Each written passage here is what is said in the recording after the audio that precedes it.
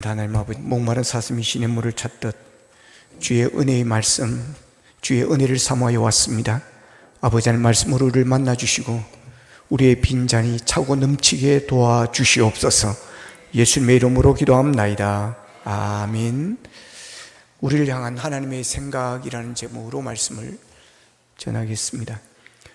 강준식이라는 분이 쓴 주님의 은혜로 부자가 된 사람들이라는 책이 있습니다. 그 책에 보면 이런 간증이 소개됩니다. 박은숙이라는 성도가 있는데, 이 성도의 남편은 제약회사의 판매사원이었습니다. 판매사원이었기 때문에 판매하는 실적에 따라서 월급을 받기 때문에 그렇게 넉넉지는 않았습니다. 하나님의 뜻대로 살려고 했지만 생활은 점점 더 어려워졌습니다.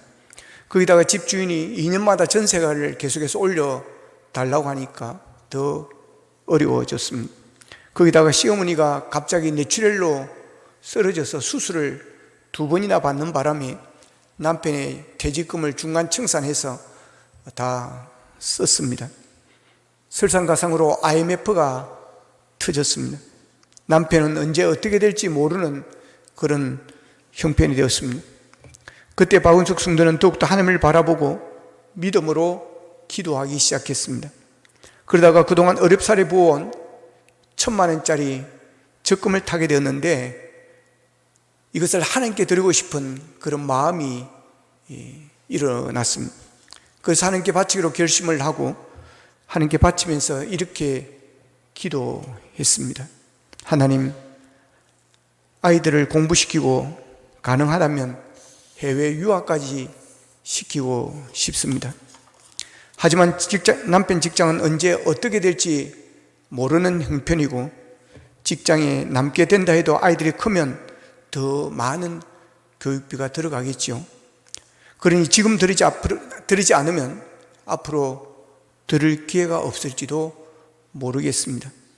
그래서 등록도 해야지 못하고 도둑도 뚫지 못하는 하늘나라 주님의 창고에 미리 맡겨놓겠습니다.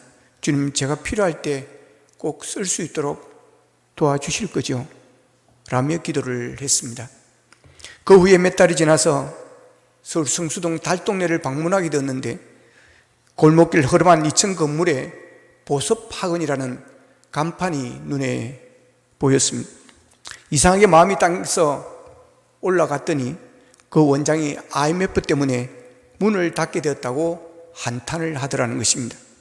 그래서 이 성도님이 이야기를 하고 약간의 시설비와 비품비만 지불을 하고 거의 싸게 그 학원을 인수를 했습니다. 그때부터 매일 아침마다 출근해서 빈 책상을 닦으면서 기도하기를, 예수님이 원장이시고 저는 그 밑에 있는 부원장입니다. 그러니 이 학원은 원장이신 예수님이 운영해 주십시오라고 아침마다 기도를 했습니다. 처음에는 아이들이 없었습니다. 그래서 빈 교실을 지켰는데, 얼마 후에 학습지 회사가 댄스를 맞았다는 신문 기사가 나면서 서너 명이 등록을 했습니다. 그 아이들이 첫 번째 서너 명이 등록하면서 낸 첫 번째 등록금을 하나님께 온전히 학원비를 먼저 드렸습니다. 그러면서 점점 아이들은 모여들기 시작을 합니다. 나중에는 그 부근에 보섭학원을 3개를 더 차리게 되었고, 학생 수가 300명이고 교사 수가 30명이 넘게 되어졌다고 합니다. 우리가 부르는 찬양 중에 참 좋으신 하나님이라는 찬양이 있습니다. 좋으신 하나님, 좋으신 하나님, 참 좋으신 나의 하나님. 할렐루야. 그렇습니다. 우리 하나님은 좋으신 하나님이십니다. 참 좋으신 하나님이십니다. 마태복음 7장 9절에서 11절에서 예수님은 이렇게 말씀하십니다. 같이 한번 읽어보겠습니다. 시작. 너희 중에 누가 아들이 떡을 달라 하는데 돌을 주며 생선을 달라 하는데 뱀을 줄 사람이 있겠느냐?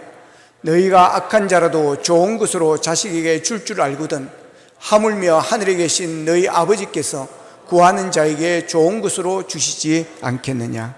아멘. 그렇습니다. 부모는 자식을 사랑합니다. 그래서 자식에게 좋은 것을 주고 싶어합니다. 나는 못 입어도 자식들은 좋은 것을 입히고 싶어하고, 나는 배우지 못했어도 자식들은 배우게 만들고 싶어 합니다. 때로는 자식들이 말을 안 듣고 사고를 치고 반항을 하고 그럴 때 속상하고 화가 나기도 하지만, 실망할 때도 있지만, 그래도 부모는 자식을 위해서 기도하고 자식이 잘 되기를 바라고 좋은 것을 주고 싶어 합니다. 그래서 나중에 죽으면서는 모든 재산까지 다 나누어 주고 갑니다. 근데 성경은 말합니다. 하물며 하늘에 계신 너희 아버지께서 구하는 자에게 좋은 것으로 주지 않겠느냐는 것입니다. 믿으시기를 축복합니다. 이사야서 49장 15절에 보면 여인이 어찌 그 젖먹는 자식을 잊겠으며 자기 태에서 난 아들을 긍휼히 여기지 않겠느냐. 그들은 혹시 잊을지라도 나는 너를 잊지 아니할 것이라. 그렇습니다. 육신의 부모도 자식을 아끼고 사랑합니다. 그러나 혹 육신의 부모도 자식을 버릴 때도 있습니다.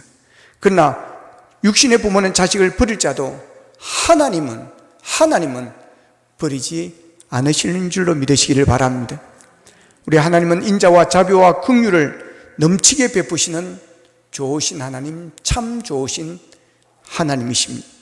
그 하나님의 마음을 오늘 본문 11절에서는 이렇게 말씀하고 있습니다. 여호와의 말씀이니라 너희를 향한 나의 생각을 내가 아나니 평안이요 재앙이 아니니라. 너희에게 미래와 희망을 주는 것이니라. 자, 오늘 본문의 때는 주전 594년이었습니다. 당시 세계 최강국인 바벨론이 유다를 침공을 해서 여호야긴 왕을 비롯해서 제사장들, 선지자들, 그리고 왕족들을 포함해서 포로 3023명을 잡아갑니다. 이미 8년 전에 이 바벨론은 갈그미스 전투에서 애국을 무찌르고 세계의 주도권을 잡으면서 애국과 손잡고 있었던 유다를 침공해 왔습니다. 그때도 많은 사람들이 이미 포로로 잡혀갔습니다. 그런데 그 아픔이 채 가시기도 전에 또다시 2차 침공으로 3천여 명의 사람들을 바벨론으로 포로로 끌고 갔습니다. 계속된 바벨론의 침공은 하나님을 전적으로 신뢰하지 못한 이스라엘 백성들에 대한 하나님의 심판이었습니다. 그런데 당시 많은 거짓 선지자들은 결코 유다는 망하지 않을 것이라고 말을 합니다. 이미 수많은 사람들이 포로로 잡혀간 상황에서도 거짓 선지자들은 바벨론은 곧 망하게 될 것이고 포로로 잡혀간 사람들은 곧 고국으로 돌아갈 것이라고 그렇게 선언하고 선포를 했습니다. 포로로 잡혀간 사람들은 거짓 선지자들의 말에 혹했습니다. 그래서 그들은 곧 고향으로 돌아갈 것이라는 기대에 부풀어 있었습니다. 그러니 어떻게 되겠습니까? 안정이 안 되는 것입니다. 정착이 안 되는 것입니다. 거기에서 당분간 살아가야 하는데 그들은 그게 안 되는 것입니다. 그런데 하나님께서는 포로로 잡혀간 사람들이 금방 돌아오지 못할 것이라고 말씀을 합니다. 거짓 선지자들이 말한 것과 달리 바벨론이 망하게 되는 것이 아니라 유다가 망하게 될 것이고, 포로로 잡혀간 자들은 곧 돌아오는 것이 아니라 그들은 그 땅에서 70년을 살아야 한다라고 말씀을 합니다. 그래서 예레미야 선지자는 편지를 쓰는 겁니다. 우리가 읽은 말씀 바로 앞에 본문 1절 이하에 보면 예레미야 선지자가 바벨론에 포로로 잡혀가 있는 사람들에게 편지를 써보냈는데 내용은 이렇습니다. 당신들은 거짓 선지자들의 혹하는 말에 넘어가지 마십시오. 거짓 선지자들은 당신들이 곧 예루살렘으로 돌아올 것이라고 말하는데 그건 하나님의 말씀이, 하나님의 뜻이 아닙니다. 하나님께서는 이렇게 말씀하셨습니다. 당신들은 꼭 그곳에 정착하여 살 준비를 하십시오. 집도 짓고 농사도 짓고 결혼해서 아들, 딸을 낳고 잘 있으세요. 그리고 바벨론이 빨리 망했으면 좋다고 생각하지 말고 당신들이 살고 있는 고을에 마음을 붙이고 그 마을이 평안하기를 기도하십시오. 그 마을이 평안해야 당신들이 평안한 삶을 살 수 있지 않겠습니까? 절대로 거짓 선지자들이 선동하는 말에 귀 기울이지 말고 70년 동안 그곳에서 살아야 할 때일 테니 70년 동안 정착하여 잘 살 준비를 하십시오라고 편지를 예레미야 선지자는 썼습니다. 생각해 보십시오. 만일 여러분들이 이런 편지를 받았다면 어떻겠습니까? 흔히 하는 말로 억장이 무너질 것입니다. 누구의 말이 더 듣기가 좋습니까? 바벨론은 곧 망할 것이고 그러면 당신은 금방 고향으로 돌아갈 것이라고 하는 거짓 선지자들의 말이 더 듣기 좋겠습니까? 아니면 바벨론이 망한다고 생각하지 마십시오. 오히려 당신들의 조국 유다가 망할 것이고 당신들은 그 땅에서 70년 동안을 살아야 할 것이라고 하는 예레미야의 말이 더 듣기 좋겠습니까? 차라리 예레미야의 편지가 도착하지 않았으면 그들은 꼭 고향으로 돌아갈 수 있다는 희망을 부풀어 살아갈 텐데 70년 동안 살 준비를 하라니 억장이 무너지는 소리가 아닐 수가 없습니다. 예레미야의 편지를 받은 사람들은 이렇게 생각할 것입니다. 정말 하나님은 살아계신단 말인가? 하나님께서 더 이상 우리를 사랑하지 않으시는 것인가? 우리를 이렇게 포로로 잡혀가게 하시더니 정말 이제는 우리를 잊으셨다는 말인가? 하나님께서 우리를 망하게 하시려고 작정하신 것인가? 그렇게 생각하고 있는 포로민들에게 하나님께서는 결코 그렇지 않다라는 말씀을 주십니다. 그게 바로 오늘 읽은 말씀입니다. 유다 백성들은 바벨론으로 포로로 끌려간 것은 하나님께서 그들을 싫어하기 때문이 아니었습니다. 그들을 향한 하나님의 사랑을 포기한 것도 아니었습니다. 하나님은 여전히 그들을 사랑합니다. 하나님은 여전히 그들을 향해서 놀라운 마음과 생각을 가지고 있습니다. 70년 동안 포로지에서 살아야 한다는 말씀도 그들의 억장을 무너뜨리려고 하는 오도가 아니라 오히려 그들을 사랑하고 계시다는 증거입니다. 그래서 이렇게 말씀하십니다. 너희를 향한 나의 생각은 내가 안 하니 평안이요 재앙이 아니니라. 너희에게 미래와 희망을 주시는 것이니라.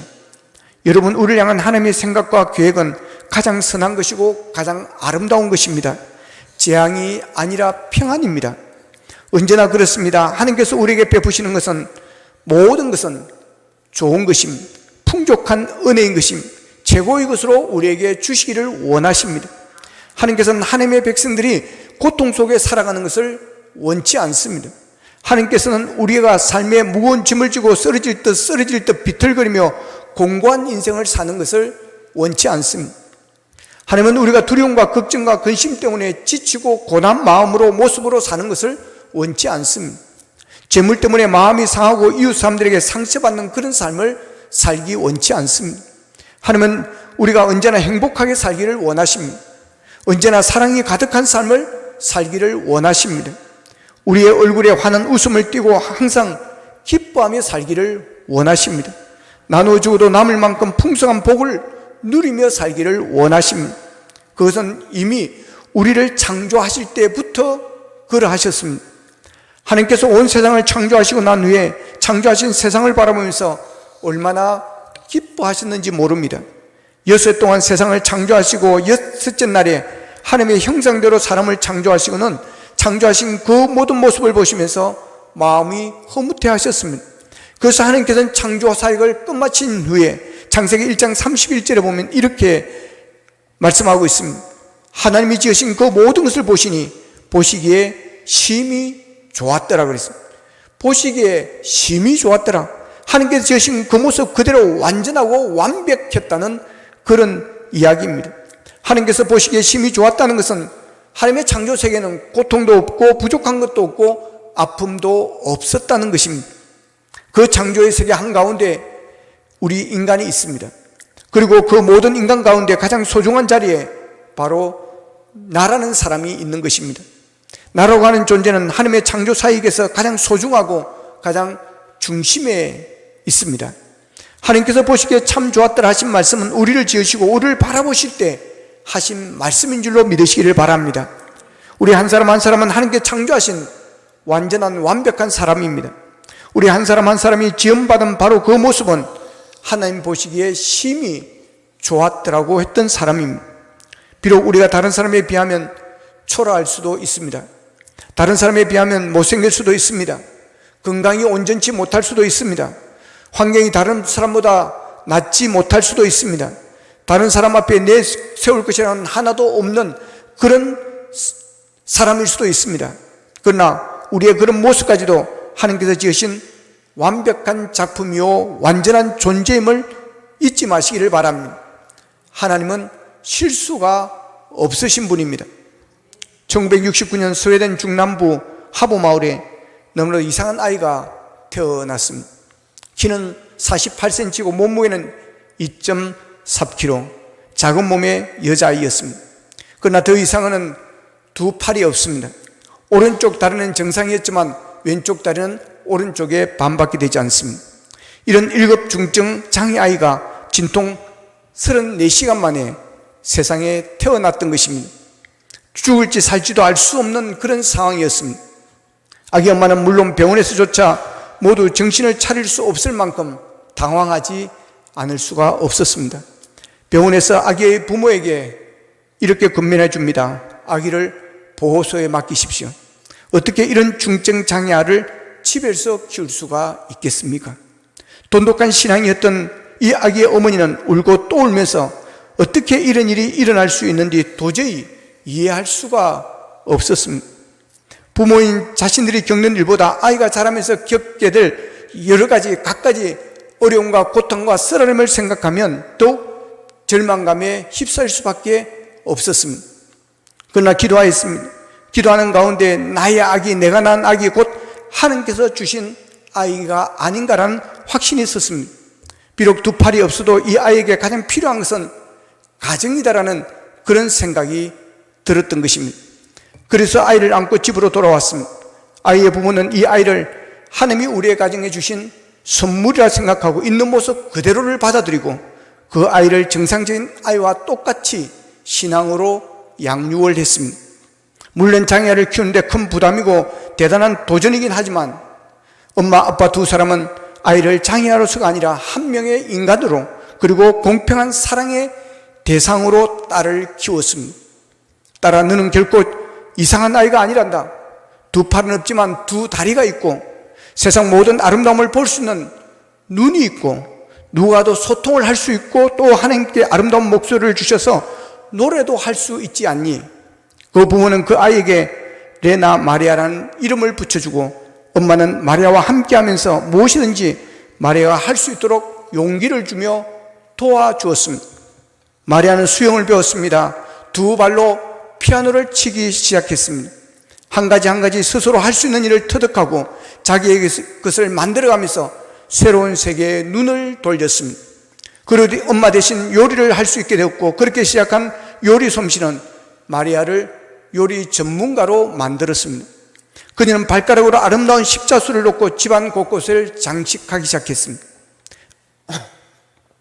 그녀의 밝은 얼굴과 웃음은 모든 사람을 기쁘게 만들었습니다. 3살 때부터 시작한 수영 실력으로 세계 장애인 수영대회에서 4개의 금메달을 획득합니다.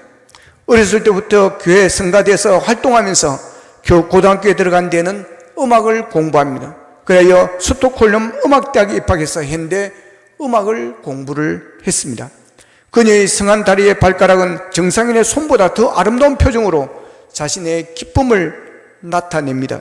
활짝 웃는 얼굴, 그 얼굴을 받쳐주는 발가락의 표정은 누구보다 활기차고 아름다웠습니다. 레나 마리아는 이렇게 고백합니다. 나는 다른 사람과 사는 방법이 조금 다를 뿐입니다.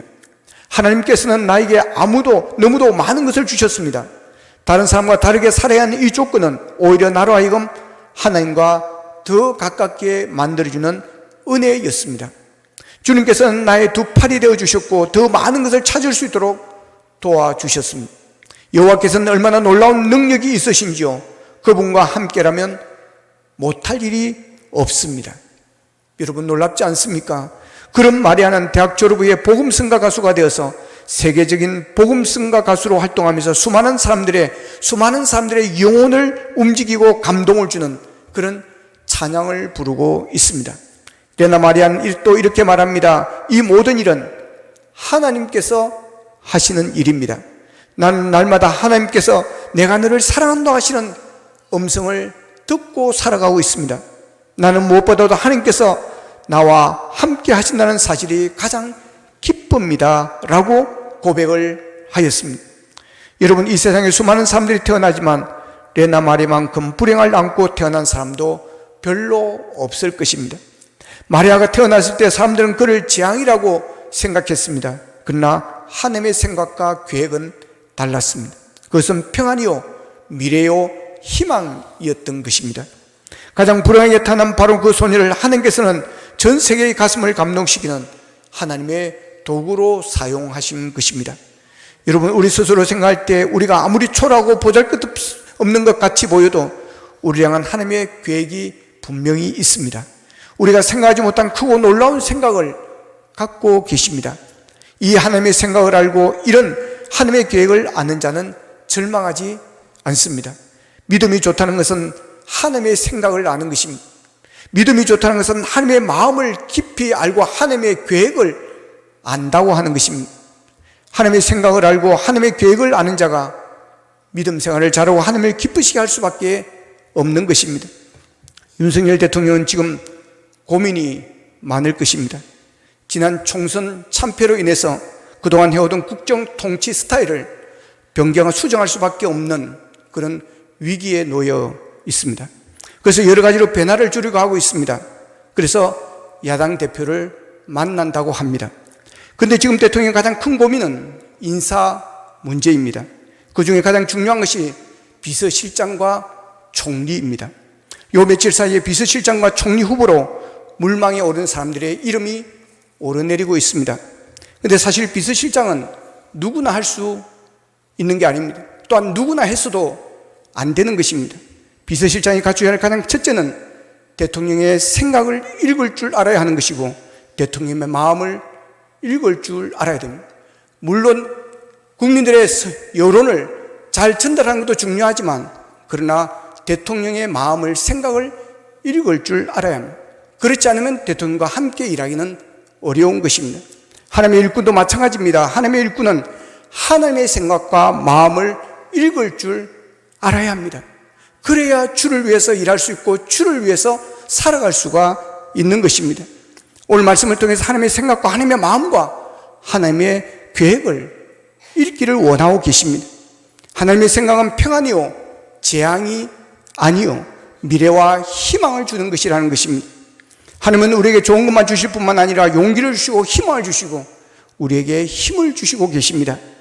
이것을 사도 바울은 로마서 8장 26절에서 합력하여 선을 이룬다라고 표현하고 있습니다.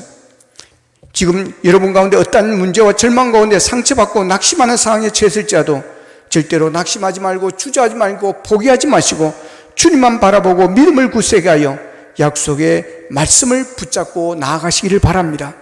하나님의 선하심과 인자하심을 전적으로 믿고 의지하고 나아가십시오. 어떤 어려움이 다가와도 어떤 큰 문제에 내가 빠졌다 할지라도 차라리 내가 죽었으면 좋겠다고 하는 그런 절망의 끝자리에 처해 있다 할지라도 포기하지 말고 주저하지 말고 영적으로 깨어 일어나시기를 바랍니다. 오늘 본문 12절에서는 12절 13절에서는 이렇게 말씀하십니다. 너희가 내게 부르짖으며 내게 와서 기도하면 내가 너희들의 기도를 들어줄 것이요 너희가 온 마음으로 나를 구하면 나를 찾을 것이요 나를 만나리라고 했습니다. 기도하라는 것입니다. 유다 백성들이 왜 이와 같은 고난에 처하게 되었습니까? 그들이 우상을 숭배하고 하나님을 멀리 떠나 있었기 때문인 것입니다. 뿐만 아니라 죄짓고 타락했으면 회개하고 돌아와 주님을 간절히 찾아야 하는데 그들에게 그런 간절함이 없었기 때문입니다. 하나님은 하나님의 백성들을 변함없이 사랑하고 언제나 좋은 길로 인도하기를 원하십니다. 우리가 설령 하나님 앞에 죄를 지었다 할지라도 철저히 회개하고 돌이켜 주님 앞에 눈물로 기도하며 돌아올 때 하나님은 우리의 모든 죄를 용서하여 주십니다. 우리를 사랑의 품에 안아주십니다. 절망에 찬 우리에게 절망에서 건져주시고 믿음의 전진을 이룰 수 있게 만드십니다. 유다 백성들이 고난을 당할 때 하나님께 엎드려 기도하지 아니하고 자기 힘으로 고난을 이겨보려고 노력을 했습니다. 그러나 인간의 노력은 오히려 더 큰 절망으로 이끌어갈 뿐이었습니다. 그들이 의지했던 애굽은 그들을 도와주지 못했고 그들의 모든 노력은 실패로 돌아가고 말았습니다. 그러므로 우리는 언제나 주님 앞에 엎드려 통에 자복하며 주님께 나아가 주의 도우심을 간구해야 합니다. 하나님께서는 고난을 통해서 우리를 기도하게 만드시는 것입니다. 그 고난은 기도의 훈련소가 되어지는 것입니다. 하나님께서 유다 백성들을 70년 동안 바벨론으로 포로 생활을 하게 하시면서 기도 훈련을 시켰던 것입니다. 그리고 그들의 믿음을 바로 세워 가셨습니다. 그래서 시편 기자는 시편 119편 71절에서 고난당하는 것이 내게 유익이라고 말합니다. 하나님은 이스라엘 백성들이 바벨론 70년 포로 생활을 하시면서 저들을 훈련시키시고 연단시키시면서 그들의 불순물을 제거하고 그들의 믿음을 정금같이 변화시키시고 그들을 새롭게 만들고 계셨던 것입니다. 하나님은 결코 그들을 버리신 것이 아니었습니다. 더 크게, 더 위대하게, 더 큰 뜻을 가지고 그 큰 생각을 가지고 저들을 포로 생활 가운데 연단시키시며 보호하셨던 것입니다. 고난의 때는 기도하라는 신호인 것입니다. 고난 가운데 있는 분이 있으니까 절망하고 탄식하지 마십시오. 기도의 자리로 나오시기를 바랍니다. 고난 때는 여러분이 주님 앞에 믿음을 더 굳세게 하고 끈질기게 주님께 매달리고 부러지게 할 때인 것입니다.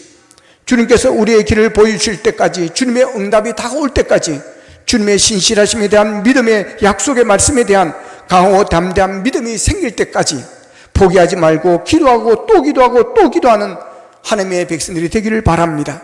절망의 때, 우리의 고난이 엄습해 올 때 사람들을 의지하지 말고 세상의 물질과 권력을 의지하지 않게 되기를 바랍니다.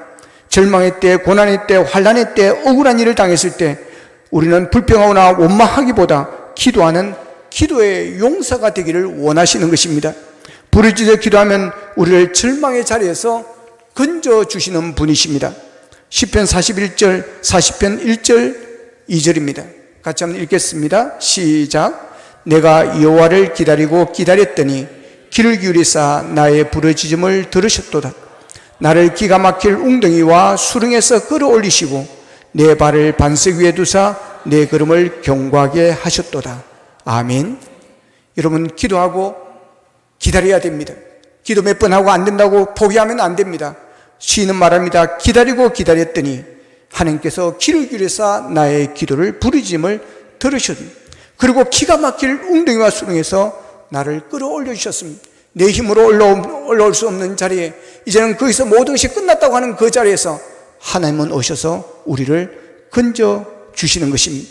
그렇습니다. 여러분, 내가 잠시 어려움을 처했다 할지라도, 잠시 문제 가운데 내가 절망 가운데 빠졌다 할지라도, 내가 잠시 내가 몸이 아프고 고통의 침상에 누워있다 할지라도 그 자리가 내게 기도의 자리가 되기만 하면 그 자리는 고난의 자리가 아니라 축복의 자리가 되는 것이고, 슬픔의 자리가 기쁨의 자리가 되는 것이고, 문제의 자리가 응답의 자리가 될 줄로 믿습니다.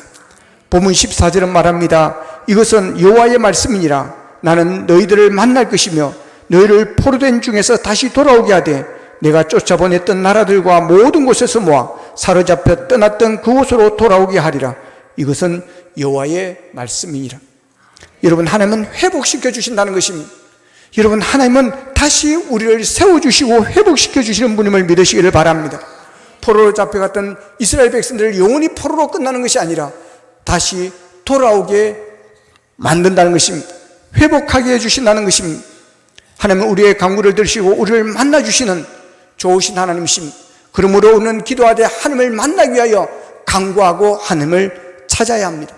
하나님을 만나면 모든 문제는 해결이 됩니다. 하나님을 그래서 만나야 하는 것입니다. 하나님을 만나는 것이 문제 해결의 열쇠가 되어지는 것입니다. 다른 데서 문제를 찾으려고 열쇠를 찾으려고 하다가 방황하고 절망하지 마시고 문제의 해결 열쇠를 가지고 있는 하나님을 만나시기를 바랍니다. 도지사들이나 시장들, 국회의원들 이런 분들을 보면 대통령을 만나고 싶어 합니다. 왜냐하면 지역 발전을 시키러 가면 예산을 끌고 와야 되기 때문에 그렇습니다. 그래서 대통령을 찾아가서 대통령을 할 수만 있으면 이런 줄 저런 줄을 대서 대통령을 만나려고 하는 것입니다. 기업가들도 그렇습니다. 저는 대기업을 다녔습니다. 그때 전무 상무들 중에 대통령을 만나러 가는 사람들이 있었습니다. 대학 후배, 비서실장과 관계되어진 사람 이런저런 줄을 다 댑니다. 그 줄을 대고 청와대에 들어가서 대통령을 만나려고 하는 것을 보았습니다. 왜 그렇습니까? 대통령을 통해서 도움을 받기 위해서 그런 것입니다. 일을 따내기도 하고 해외 일을 따내기도 하고 예산을 또 가져오려고 하는, 대출을 가져오려고 하는 그런 일들이 있기 때문에 그런 것입니다. 그러나 여러분, 왕도 임금도 대통령도 할 수 없는 것을 하나님은 하시는 분임을 믿으시기를 바랍니다. 그분은 지존자십니다. 전능하신 분이십니다. 그러기에 우리는 하나님을 만나야 합니다. 그 하나님을 만나기 위해서 우리는 애써야 되는 것이고 간구하고 찾으라고 말씀하시는 것입니다. 하나님을 만나기만 하면 그 인생은 바뀌는 것입니다. 절망이 변하여 희망이 되고 슬픔과 좌절이 변하여 기쁨과 행복이 되고 염려와 근심과 걱정이 변하여 평안함이 오게 될 줄로 믿습니다. 어떤 문제를 만나도 어떤 절망 중에 상황에 처했다 할지라도 세상 사람들은 다 나를 버리고 등을 돌렸다 할지라도 절대로 낙심하지 마십시오. 여러분, 잘 나가들 때는 사람들이 모여옵니다. 친구들이 있습니다. 그러나 내가 실패하고 내가 모든 것을 잃어버리게 된 그런 상황이 되면 사람들은 여러분 물 밀듯이 물이 빠져나가시듯이 순식간에 빠져나가는 것입니다. 그때 고독함을 느끼는 것입니다. 그때 여러분 삶맛을 잃어버리게 되는 것이고 그래서 극단적인 선택을 하게 되어지는 것입니다. 그러나 우리에게는 하나님이 있음을 기억하시기를 바랍니다. 우리를 버리지 아니하시는 하나님, 우리와 늘 함께 하시는 하나님, 그 하나님이 계시기에 우리는 포기해서는 안 되는 것입니다. 온 세상 사람들이 여러분을 버리고 떠나도 주님은 여러분을 떠나지 않음을 여러분 기억하십시오. 주님만이 우리의 힘이 되시고 우리의 모든 것이 되신다는 사실을 믿으시기를 바랍니다. 주님만이 나의 문제 해결자가 되시고 나의 응답이 되시고 나의 생명이 되시고 나의 주님이 되시고 나의 복이 되어지시는 것입니다. 여러분은 어떤 문제와 절망 가운데 어떤 고통 가운데 이 자리에 나오셨습니까? 간절히 하나님을 찾고 하나님을 만나시기를 바랍니다. 회복의 역사가 일어나게 될 줄로 믿습니다. 하나님의 생각을 기억하십시오. 재앙이 아닙니다. 평안입니다. 하나님, 내가 왜 이런 자리에 있습니까? 왜 이런 고통을 겪어야 하는 것입니까? 여러분, 사람들이 볼 때는 재앙으로 생각할지 모르지만 그것은 하나님의 생각은 재앙이 아닙니다. 평안입니다. 미래요 희망임을 믿으시기를 바랍니다.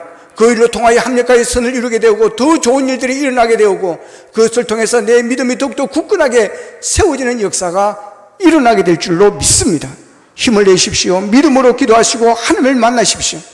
주님의 응답이 올 때까지 주님이 만나 주실 때까지 부르짖고 또 부르짖으십시오.